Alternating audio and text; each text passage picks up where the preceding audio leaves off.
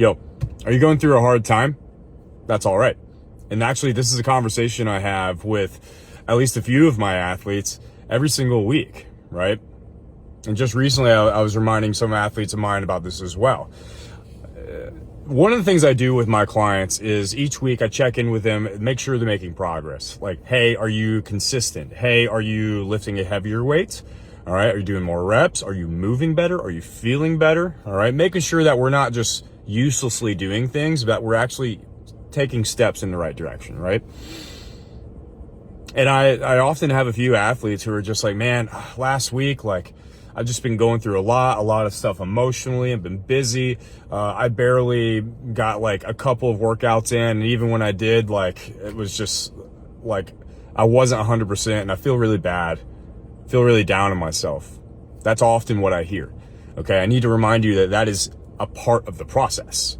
Okay. This isn't about trying to get somewhere in the next 3 months. This isn't about trying to get somewhere in the next 3 years.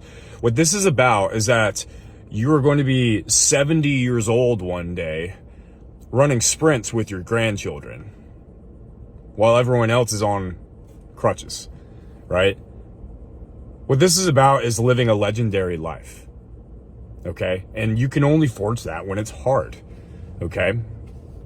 Did you know that something I learned recently, that people who have cancer have a far higher survivability rate, directly correlated with the amount of muscle that they have? In fact, you could see this about with health metrics all across the board, especially as we age. The more muscle mass and strength that you have, the more longevity you have, and the better quality of life that you live. Okay? It's directly correlated with muscle mass and strength. This isn't about having a bad week or a bad day. It's about showing up regardless. It's about showing up for yourself, even if you're not 100%. I have those days all the time. I might be 40%, but still show up and do something, right? Not only that, but when I am going through a hard time emotionally, I need to work out. It feels good to be in the body. All right. It feels good. It's a grounding practice. Of course it's hard. Of course it's out of your comfort zone, but kettlebell lifters, you will agree that like there's few things that feel better than holding a kettlebell overhead, picking up a big weight, swinging a big weight, right? It feels good, right? It gets you into your body. It brings you into the present moment, right? Not only that, but there's nothing that makes you more present than holding a kettlebell over your head, because you don't want to fuck that up, right?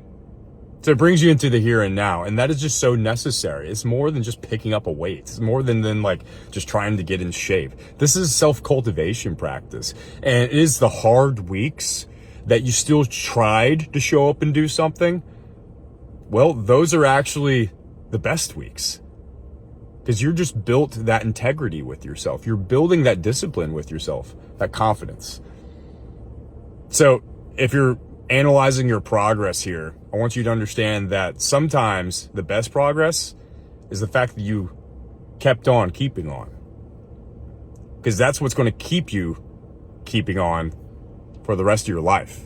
When everyone else is getting old and frail, you're going to thrive and you're going to be a legend, and you're going to be happier and have a better quality of life.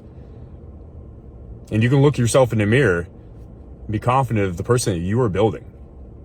So show up for yourself, no matter what it looks like.